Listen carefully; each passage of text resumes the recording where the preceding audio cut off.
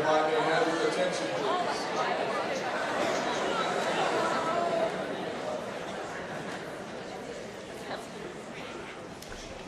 Today there is, and perhaps there always will be, conflict in the world. Fortunately, the United States enjoys peace and more freedom than any other country in the world. Like other things of great value, this security did not come cheaply. Part of the cost has already been paid by Americans who answered the call to military duty when their country needed them. They have served in several wars, from the Revolution to the Persian Gulf, earning the special distinction, veteran. But another part of freedom's cost must continue to be paid long after the guns have been silenced. This debt is owed to America's veterans. Some need their country's help, even as their country once needed theirs, to readjust, to recover from wounds, or to overcome hardships of age and infirmity. Most ask nothing in repayment of their sacrifices. Let us continue to help those veterans in need with the greatest possible compassion and efficiency. To the rest, since they ask no special help, we can best pay tribute by recognizing what they have achieved and joining them in their resolve to keep America strong and free. While Veterans Day is typically a tribute to America's living veterans, it is always appropriate to pay our respect for those who gave their lives for their country. The signing of World War I armistice took place in a railway coach near the battle zone in France in 1918. The bugles sounded cease firing and the hostilities ended, marking a most significant moment in world history. Although 11 a.m. remains the traditional hour for this type of tribute, a moment of silence is appropriate at any time when honoring our veterans. Please join me in a moment of silence.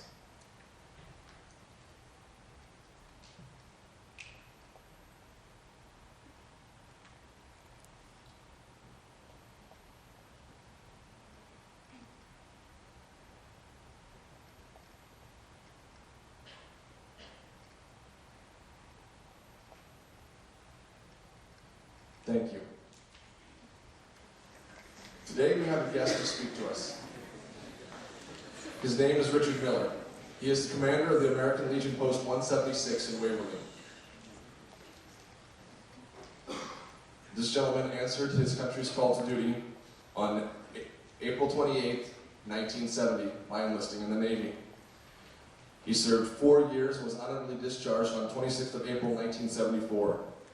He enlisted in the Naval Reserve in October of 1983. He was recalled to active duty in 1990 in support of Operation Desert Shield and Desert Storm. He was sent to Honduras in 1992, and he was recalled once again to active duty in February of 2003 with the Marine Wing Support Squadron 471 for Operation Iraqi Freedom. He retired from military service in January of 2007. Please help me in welcoming Mr. Richard Miller.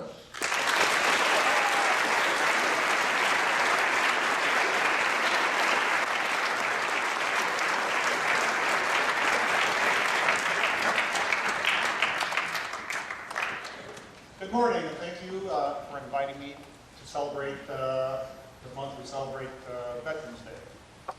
You know, when Mr. Schlumbaum contacted me to find someone to speak today, really the last person I thought of was me. But as time went on, I decided to share some thoughts with you. Now, speaking in front of large crowds is really not in my comfort zone. And speaking about myself is even more a rare event. Just ask my wife.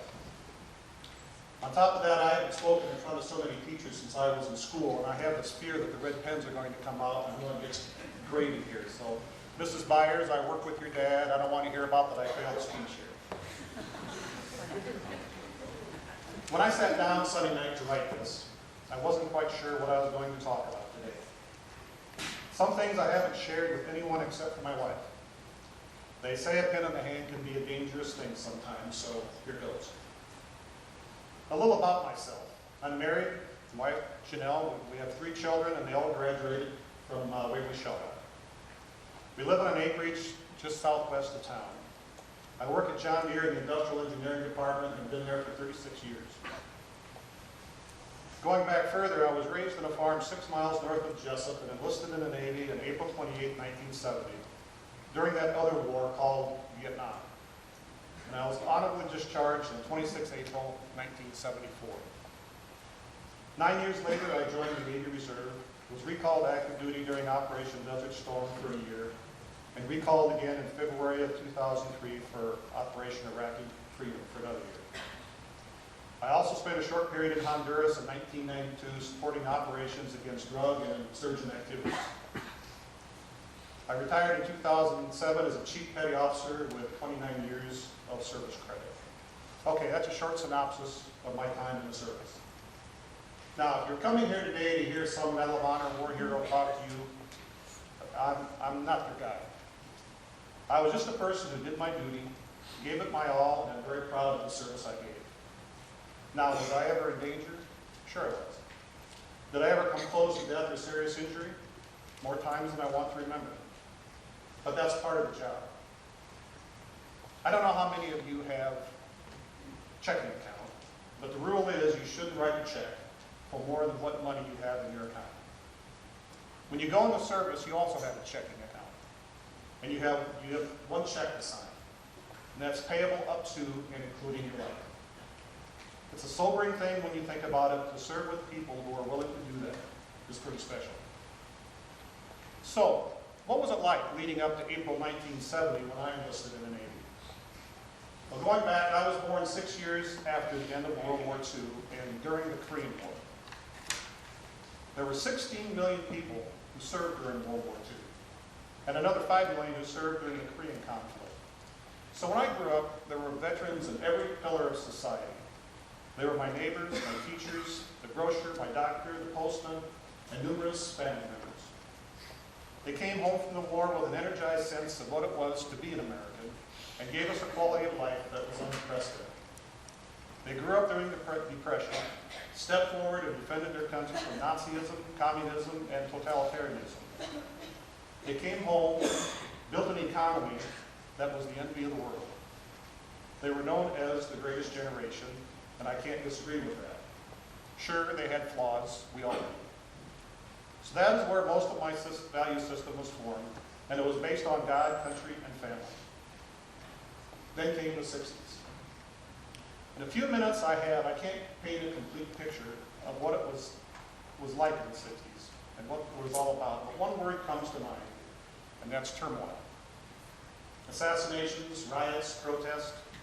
The Cold War was at its peak. We held our breath during the Cuban Missile Crisis and prayed those nuclear-tipped missiles would not be fired at us. I still remember the drills in school in case of nuclear attack.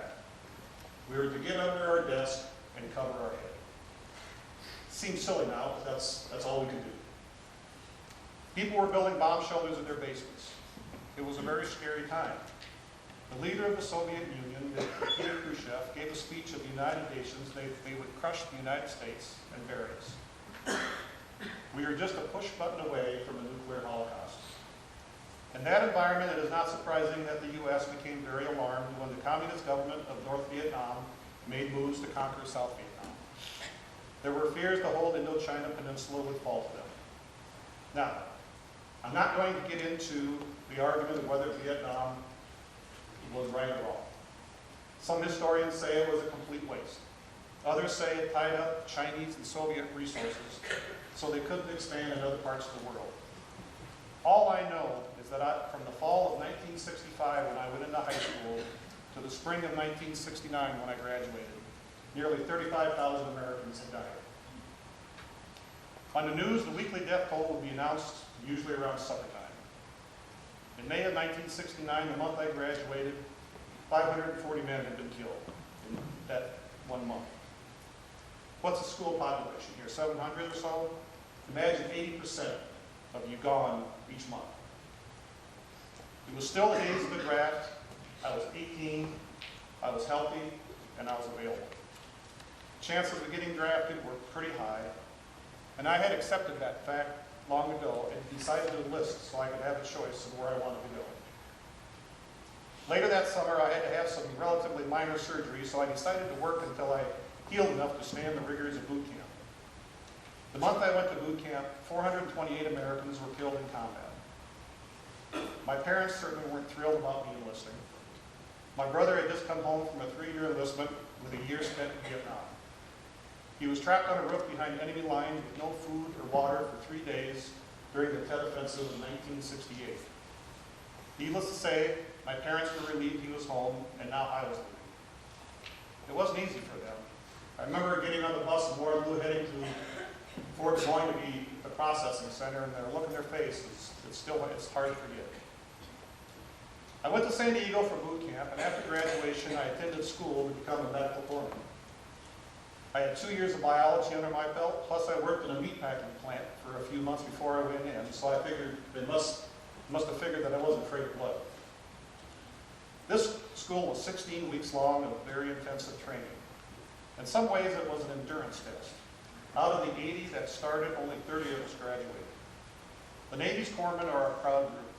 They are the most decorated enlisted corps in the service, and they want the best. San Diego was a receiving point for wounded from Vietnam, and I saw things there that still haunt me today. Some people just couldn't handle dealing with that. I was there only 2 weeks and met a Marine in a wheelchair. He had no legs and only one arm, and he was my age. And all I could think of was, there but by the grace of God go I. It made such an impression I can still see his face today. It was one of those iconic moments where you realize what your purpose is. After graduation, I went to the Bethesda Naval Hospital near Washington, D.C. for 10 months. The schedule there was brutal. Work, eat, sleep, and back to work. There was a war on and a lot of wounded Marines and sailors and a severe shortage in corpsmen. While there, I developed mononucleosis with a fever of nearly 104, but still had to work. We were that short of corpsmen due to the war. From there, I went to Quantico Marine Base in Virginia. You see, corpsmen serve with the Marines as well as the Navy.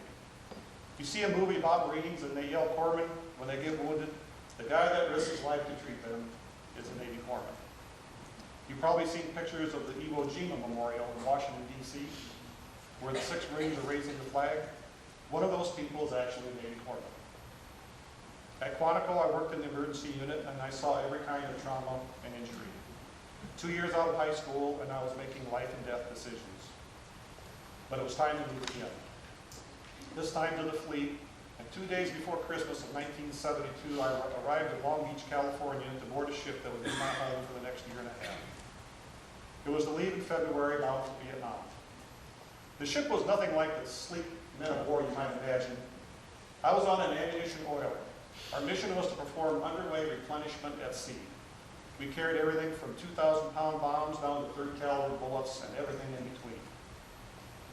Throw in a few missiles and thousands upon thousands of gallons of fuel for the fleet and aviation fuel for the aircraft carriers. What you had was a floating firecracker. First month aboard, if anyone even lit a match, I would catch my breath. But then as time went on, you got used to it. Every new person went through this process of conditioning. We would go through abandoned ship drills, but we all knew the chances of survival would be slim on a ship like this. We had all seen the pictures of a ship like this blowing up, and there was never anything left. We did have some fires on board, but fortunately none severe. 2 weeks before we sailed to Vietnam, the peace treaty was signed in Paris to end the war, and that delayed our departure for a few months. We were relieved things were winding down.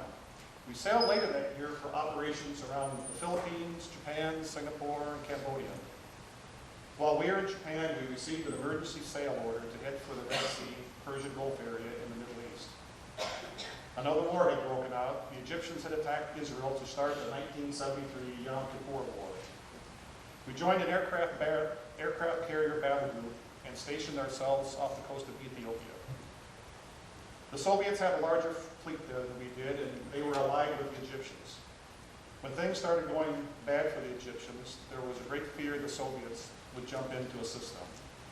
Things became very tense out there. Israel, the U.S., and the Soviet Union all went to nuclear alert, and the U.S. 7th Fleet Pacific headed our way to assist. One day we were sailing alone, and a Russian cruiser appeared and went to general quarters. They were close enough to see them to run to their battle stations, and all their weapon systems turned to aim at us. All we had were 4 3-inch cannon and no match for them.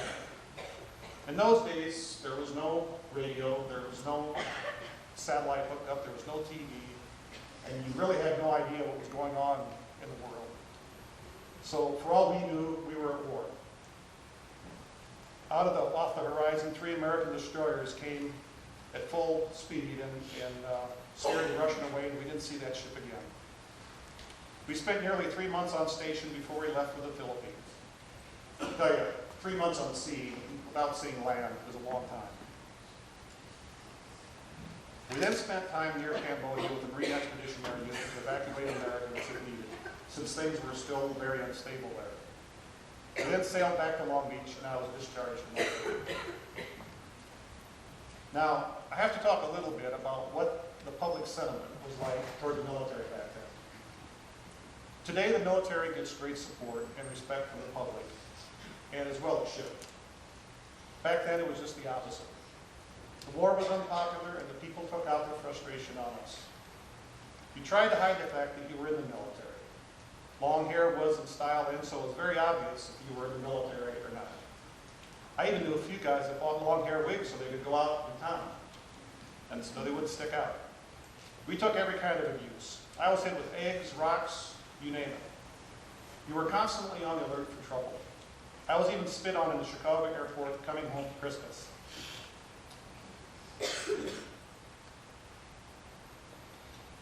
I was so enraged it took out, excuse me.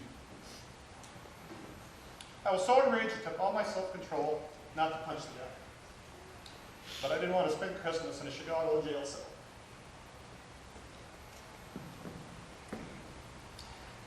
In Washington, D.C., our nation's capital, we were under orders not to wear our uniforms off base for our safety. In our nation's capital, and we couldn't wear a uniform. It was an ugly time. Can you imagine coming home from a war zone? One day you're in the jungle, and literally 24 hours later, you're walking the streets back in the U.S. and have to take that abuse.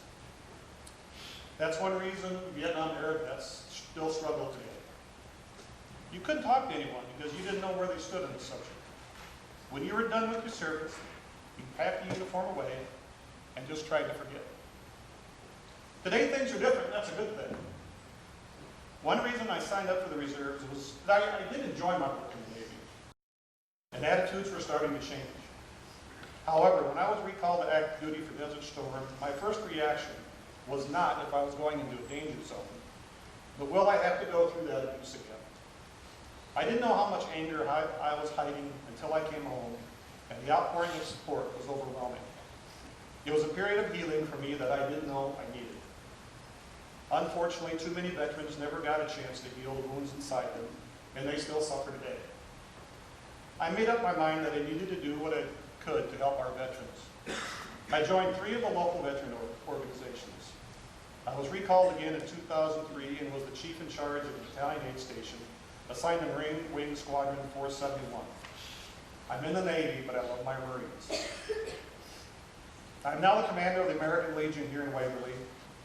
Now, you may see us show the flag in parades and special events, and you have probably seen me raise the flag at football games. I do most of those.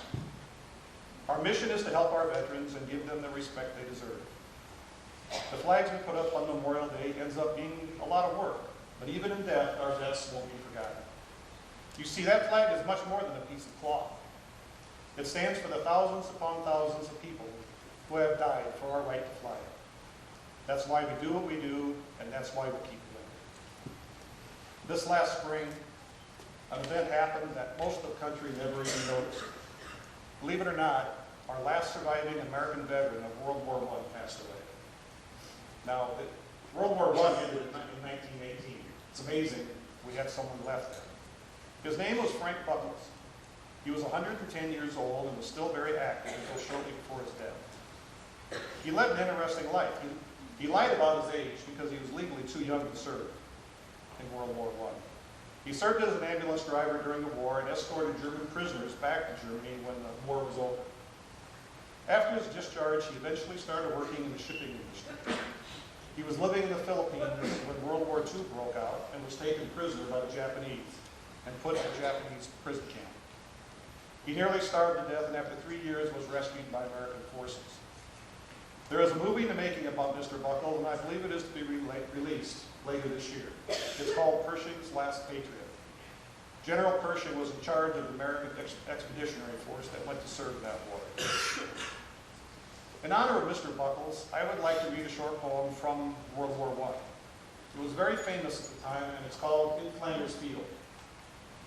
Flanders was the site of major fighting for quite a prolonged period of time, and even with all the shelling and the upheaval in the ground, the poppies would grow through in the upturned soil. It goes like this. In Flanders fields the poppies blow, between the crosses, row on row, that mark our place.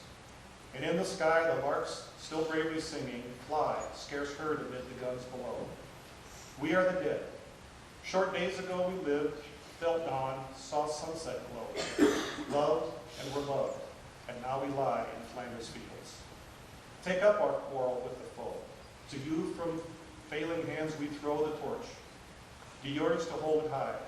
If ye break faith with us who die, we shall not sleep, though poppies grow in Flanders field. It is our mission not to forget you, Mr. Buckles, even though you're gone. That is why our veterans groups do what we do, so that young Marine I saw in the wheelchair so long ago in school won't be forgotten, and certainly our own Donald Nichols that we lost last spring. It is our mission to carry that torch, and to not let anyone treat today's vets like we were treated after Vietnam. Thank you for listening, and next time you see a serviceman, just tell him or her thanks. That's really all they want. Thank you.